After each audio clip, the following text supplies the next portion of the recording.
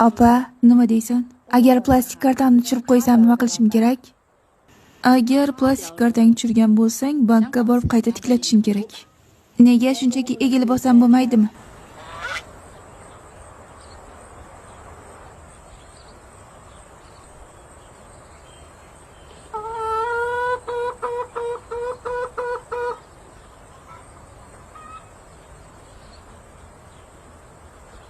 Senga egilishni maslahat bermagan bo'lardim. Nimaga?